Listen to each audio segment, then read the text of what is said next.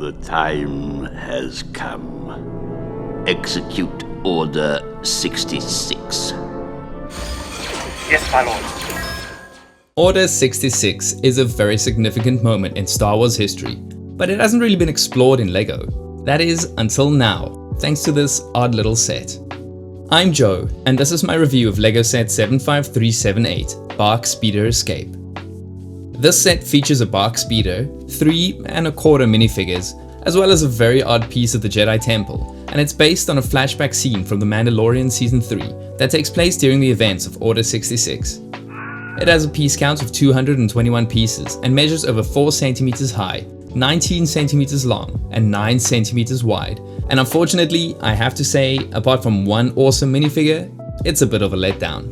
But before I break down the set, let's take a look at what's in the box.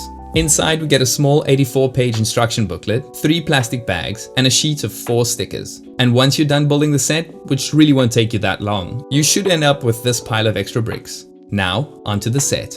The actual BARC Speeder is made up of 3 parts, namely the speeder, sidecar, and Grogu's hover pram. But let's remove the pram for now so we can get a better look at the speeder. And I gotta say, it definitely looks a bit rough without the pram or minifigure riding it. Though by adding a minifigure, you can see that the proportion is a bit off with the speeder. It's very big.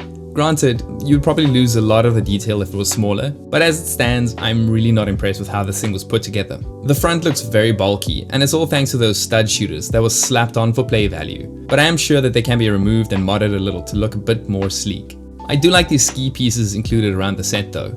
This long red slope also looks nice, and overall I have to say I do like the color scheme a lot, but these exposed studs near the handlebars look very unfinished to me. And sadly, the back doesn't look much better either. These exposed grey pieces to the bottom look very random, and I don't know how LEGO thought this assembly was acceptable. These sticker tiles are held in place by just 1 stud each, which makes it move around when being handled. Thankfully the sidecar does fare a bit better though. I like the smoothness of the back area, and the sticker in front adds some needed detail. The hover pram also fits into the build nicely and attaches without any hassle. The hover pram itself is quite simple, but I do like getting these, and it's nice to get a little stand when it's hovering around. And then we get to the high light of the set, this Jedi Temple lamp. What a very strange addition. I suppose it does help to set the scene, but I wish it could have maybe been replaced by a nice stand for the speeder instead. At least it's very accurate to the source material. Now moving on to the figures, starting with the 2 501st Clone Troopers. Of course, them being clones, they are completely identical. The armor design is very nice with that splash of blue, and the helmet mold with the blueprint is also good. And underneath the helmets, we find this single-sided clone face staring back at you. Next up is our exclusive minifigure, Kelleran Beck, and he's actually played by the actor who played Jar Jar Binks, so it's quite nice to see him back in the Star Wars universe. And I gotta say, I really like his Jedi robes. The bit of gold detailing around the edges looks good, and I like the addition of the brown cloth cape. His face is also one-sided, which makes sense, and I think the design does the actor's face justice. He also comes with 1 blue and 1 green lightsaber. Finally, we have Grogu. There was a time when I was very excited to get him in a set, but I gotta say that I've collected a small army of Grogus with the amount of times he's been included in sets. Nevertheless, it is an awesome figure.